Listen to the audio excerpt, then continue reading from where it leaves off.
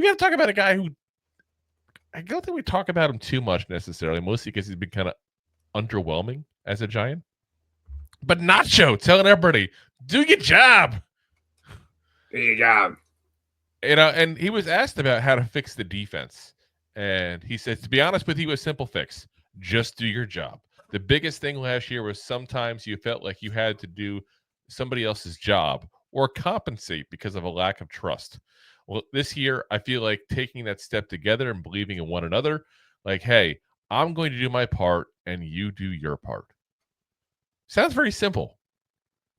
It's just, it's a bit odd coming from a guy who point blank has had his issues. Let's be honest. Like, you and I were happy to get Nacho. We got him. Like, he was a decent player for the Bucks, decent player for the Chiefs, but he's definitely kind of underwhelmed so far in his couple of years now as a New York Giant. Yeah, to say the least. You could also make the case again. We've talked about it. He's one of the people that were put in a bad position because the Giants try to have him do too much. Like, he is not in a top end starting defensive tackle.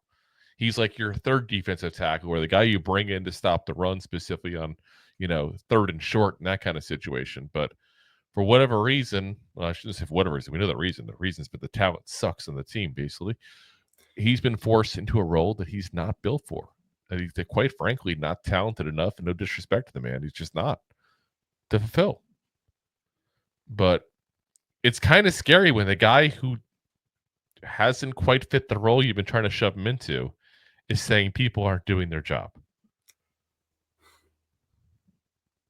Maybe he just met himself included as well. And maybe he's airing dirty laundry that perhaps he, shouldn't be.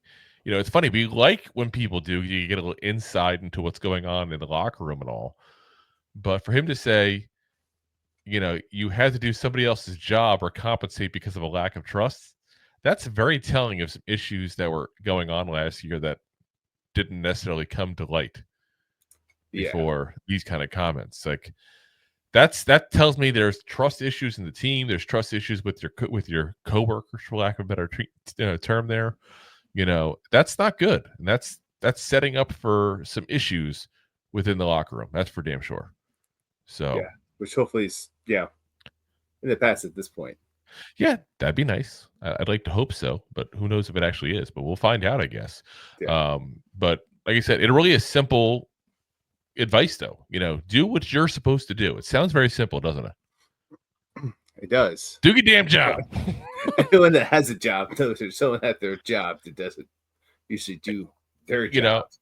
And you bring up such a good point, because I tell people all the time, like, if you think that football players don't deal with the same kind of stuff that we deal with at our jobs, yeah, people that are checked out. You don't have people that don't actually care about the quality of Darren Wall until you come out of retirement.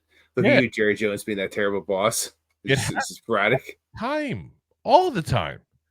And we just assume because we as fans love football, everybody else must love football as well. No, that's not the case. Listen, we're the fans. We're the consumer. We like to indulge and watch the game of football. But guess what? Those owners of the teams, that's a business. I thought you said at first we're the kazooers, like kazooers, the little plastic, the great kazoo. I was going to go with the Flintstones. Oh, I forgot all about that little Martian guy. Yeah, it's the guy who looked like Aaron Rodgers in his Jets helmet.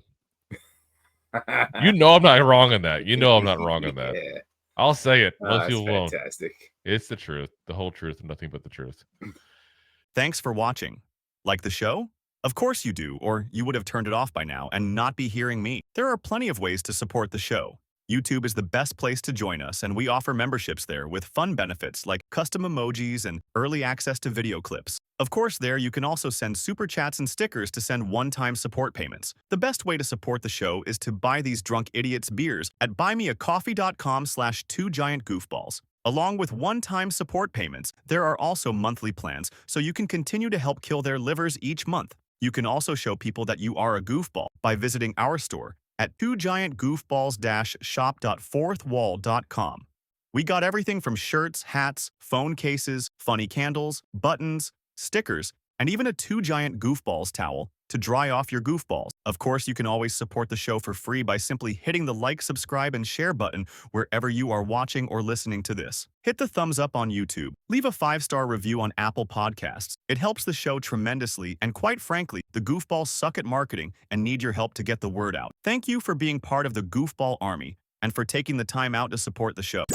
If you like that clip, then you will love the full episodes too. Find us on your favorite podcast app and look for us on all your favorite social media platforms. Thanks so much. Please, I'm begging you. Please subscribe.